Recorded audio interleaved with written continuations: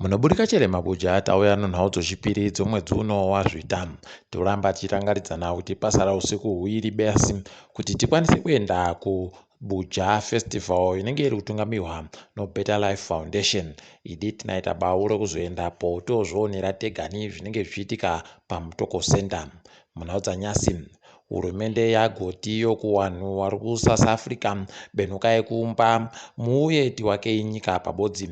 Izvi zvova zvireketa vachiti vanhu vari kuSouth Africa vanofanira kuti vatetekere zvinenge zvareketiwa nehurumende yeikweyo, iyo yakareketa kuti ichadaba kupa vanhu muZimbabwe mapepa zviri nyore nyore. Hino mabi yangu kuti munozvionawo sei, asi ticharamba tichiringa kuti zvinenge zvichikoneka chere zvauri kureketa zvinhu.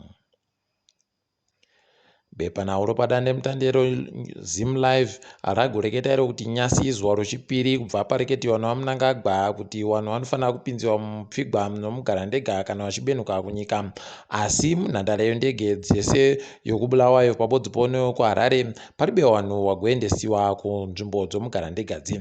Ipapa tiri kusaya kuti ichokwadi chere kana kuti manyepo. Kwai bepa ramagoona nozuro munhu anga atobatiwa kuti ano chirwere chodziwa mupengo, saka akabva aendesiwa kunzvimbo yomugarandega. Idi zvakatoita kuoma. Ipapawo bato reMDC Alliance aragoburitsa masoko richireketa iro kuti izvi zvakaitika nehurumende zvinoita kunyangadza kusvodogora vanhu chaiko. Hino kuti vari kumboedza kudini, nokuti vanhu vazhinji vangovaringirawo kuuya kuoita zvizhinji nohama noshamwari, pabodzi pono vamwe vangu vari kuda kuuya kuoshanya kunyika, wakutosaya kuti wozviita sei nokuti zvabva zvanetsapo kare.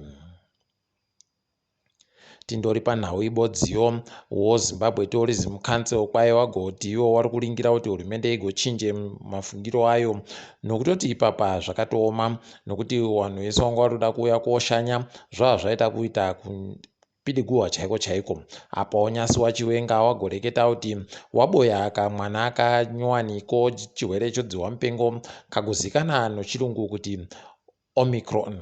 Idi zvakatooma. Idi tiri kutoziva hedu kuti katekeshera pasi rese chaiko, asi chiri kufadza kuti kwai kanenge karibe ukasha kunge zvazvakaita vamwe vomumasure mu.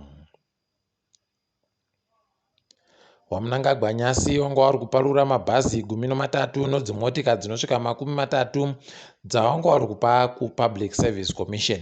Wagoita kupaumba wachireketa kuti kubvapo wapinda makore 4 apfuura wapa Public Service Commission mabhazi anosvika 100 apawo nedzimotika idzo dzinosvika 30.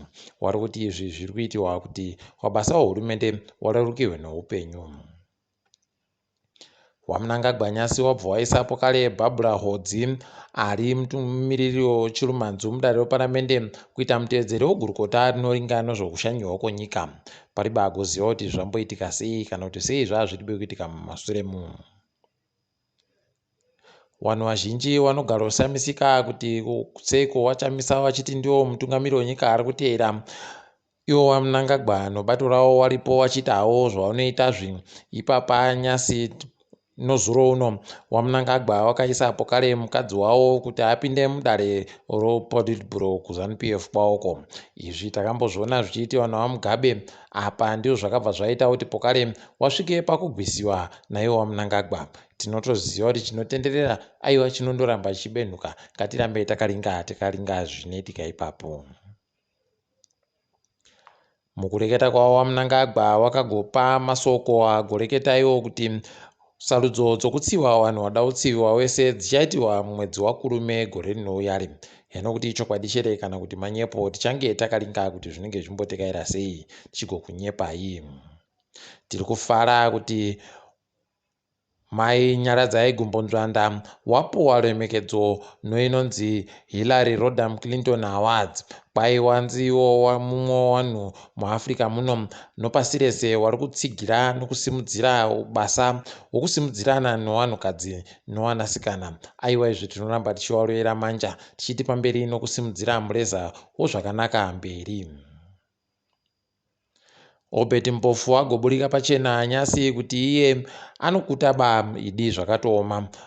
Nhafu yache yaita kuti atore purazi residhakeni, asi yaano rimwe purazi agoreketa iye kuti aribe purazi rokurima, andori nopurazi rokuchengetera mhuka, asaka paanga apuwa rokuti akone kurima. Zvakatooma mabi angu.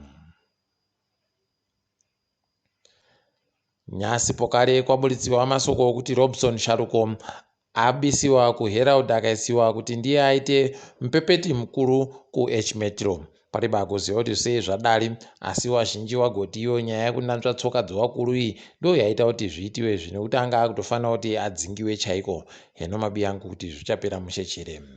Tiringe hedu dziri kuitika pasi rese. Zambia yadadisa nyasi ipo yagoreketa iyo kuti iri kuita zvinhu zvakaitiwa noZimbabwe kuti irambidze vanhu vese kuuya kunyika. Yati iyo vanhu vanofanira kuti anenge azobatiwa kuti ane chirwere chodziwa mupengo anoenda kozvichengeta egani kumba kwache, asi munhu wese anofanira kuuya nobepa rinenge richiratidza kuti akasvodogowa muno yakanyenyepiwa kuti aribe chirwere chodziwa mupengochi. Izvi tinozvikudza.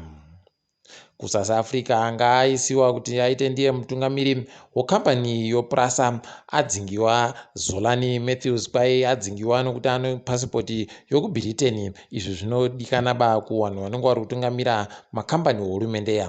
Idi zvakatooma, unosaya kuti akambopinziwa sei aribe kuoneka kuti anoimwa pasipoti yoimwe nyika.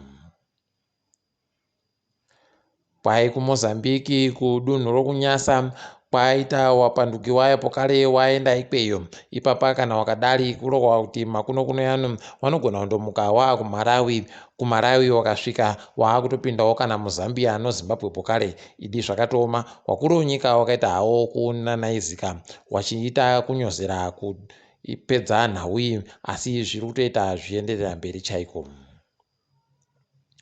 Wechidiko kuAngola vari kuita kusekerera kureketa kuno nokuti bhangi ropasi rese reWorld Bank ragowapa mari yokuAmerica inosvika madhora mamiriyoni 250 kuti wayamurike. Idi zvawo wabi yedu. Nyasi pokare ticharita kurara takaita kugara tichimirira kuti Manchester United itambe nechikwata Arsenal. Nyasi kunenge kwakaita kuoma nokuti wazhinji vanoziva kuti Manchester United ndo yega chikwata chinoja chikwata Arsenal makore nemakore. Ticharamba tichiringa kuti zvinenge zvichipera sei. Tiri ipapo zvedu togumira pano kwaNyasi. Ndini wenyu Mhanduwe Onhawo.